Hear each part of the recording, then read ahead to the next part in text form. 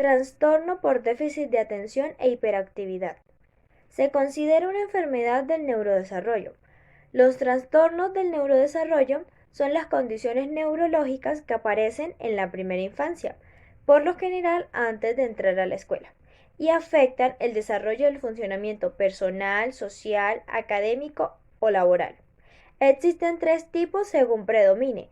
Está la falta de atención, la hiperactividad e impulsividad o puede ser una combinación de ambas. Los niños que sufren de TDAH pueden tener problemas para prestar atención, controlar sus conductas impulsivas o ser excesivamente activos. Genéticos del TDAH. Existe una debilidad genética y neurobiológica en quienes sufren de TDAH. La dificultad principal se localiza en los sitios del cerebro que impiden las respuestas, y esto lleva a la hiperactividad, la inatención y la impulsividad, características de este trastorno.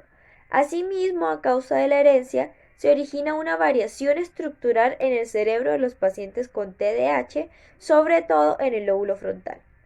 Otros factores que desencadenan el TDAH son los factores ambientales, como cuáles, como la desnutrición materna y fetomaterna, el abuso por parte de la madre de tabaco, alcohol y drogas durante la gestación y el mal control obstétrico puede influir en la presentación de TDAH de toda la descendencia. Para evaluar el TDAH, lo primero que debemos hacer es descartar causas médicas y neurológicas. Por lo tanto, es importante remitir al sujeto o al paciente a una revisión médica donde se descarten causas como una lesión cerebral. Segundo, se hace una evaluación categorial y dimensional. Por lo general, la entrevista se hace a los padres, ya que los niños no pueden fijar la atención y no pueden recordar las cosas que se le preguntan. En tercer lugar, se hace una evaluación de las funciones cognitivas. Esta evaluación se hace a través de técnicas neurológicas. Cuarto lugar, se hace una evaluación de la actividad académica. ¿Por qué? Porque hay que recordar que el diagnóstico de TDAH requiere que los síntomas sean observados como mínimo en dos ambientes diferentes. Y para hacer esto se pueden utilizar instrumentos como la escala de Connors. En quinto lugar, se hace una sesión de devolución. ¿En qué consiste? Esta consiste en ofrecer los resultados de las pruebas junto con el diagnóstico y las recomendaciones. En el TDAH, hacer una intervención multimodal puede presentar muchos beneficios. El proceso de intervención se debe centrar en tres ejes principales: el trabajo con la familia, el trabajo en el colegio y el trabajo con el niño.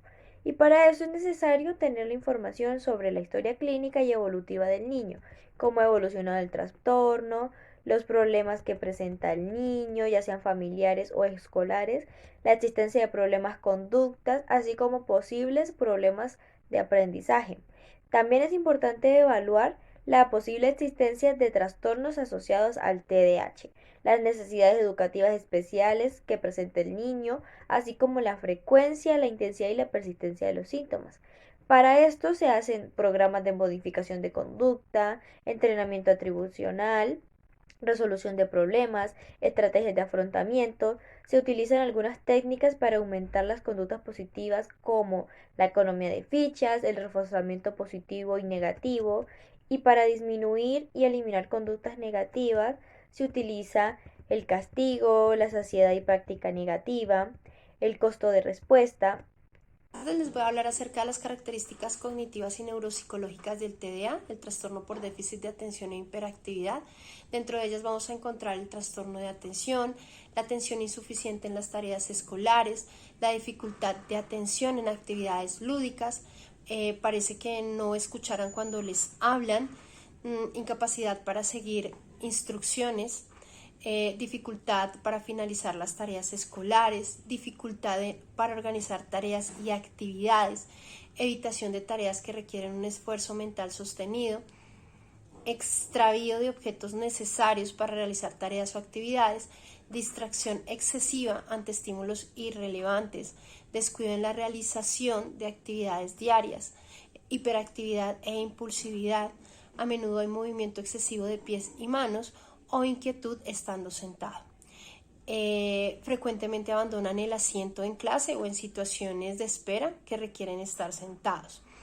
Correr o saltar en situaciones en las que es inapropiado, dificultad para jugar o dedicarse tranquilamente a actividades de ocio, tendencia a hablar en exceso, tienen baja autoestima, trastorno de conducta, ansiedad, depresión, conducta social, consumo de sustancias adictivas a partir de la adolescencia se puede presentar, accidentabilidad incrementada, agresividad, incremento de las tentativas suicidas, dificultad neuropsicológicas de aprendizaje, fracaso escolar y trastornos psicomotores. Hablando sobre el síndrome de Tourette o también conocido como ST, un trastorno neurológico el cual tiene sus inicios en la infancia o adolescencia antes de los 18 años.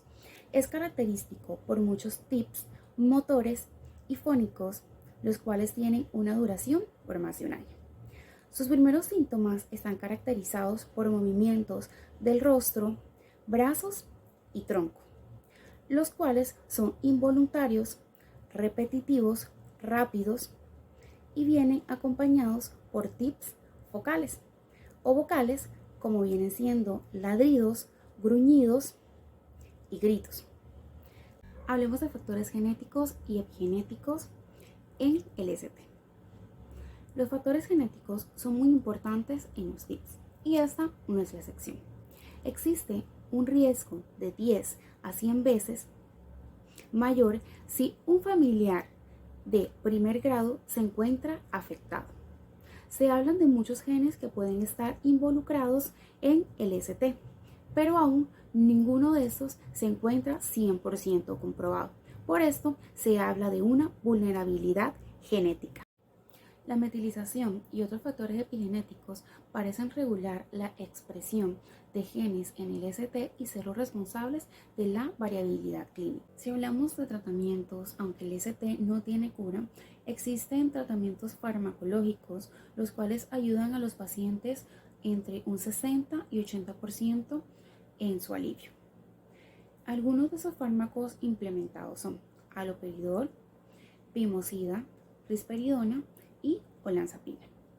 También se habla de la terapia cognitiva conductual, que hace una revisión de hábitos, los cuales ayudan a controlar los tics e identificar impulsos premonitorios.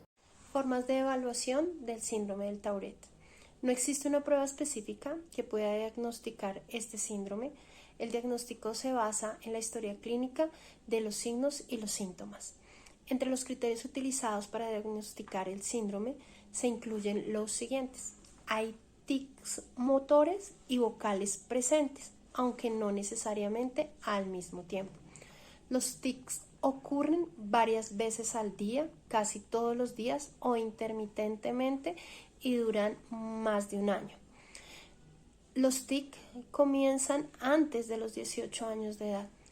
Los tics no son consecuencia de medicamentos, sustancias u otros trastornos médicos. Estos tics deben cambiar con el tiempo en ubicación, frecuencia, tipo, complejidad o gravedad. El diagnóstico del síndrome del Tourette podría pasarse por alto porque los signos pueden imitar a otras enfermedades. Al comienzo, el parpadeo podría relacionarse con problemas de visión o la aspiración de aire por la nariz podría atribuirse a alergias. Tanto los tics motores como los vocales pueden ser consecuencia de otros trastornos, además del síndrome del Tourette. Para descartar otras causas, los tics, el médico podría recomendar lo siguiente, que serían análisis de sangre y estudio de diagnóstico por imágenes como una resonancia magnética. Estadísticas cognitivas y neuropsicológicas del síndrome del Tourette. Los científicos están estudiando las causas y los factores de riesgo de este síndrome, con el fin de poder comprender mejor esta afección, determinar mejores maneras de controlar y recibir las probabilidades de que una persona la presente. Los síntomas usualmente comienzan durante la niñez, pueden variar entre leves, graves y pueden cambiar con el tiempo. Este síndrome puede causar problemas para el bienestar físico, mental y emocional de los niños.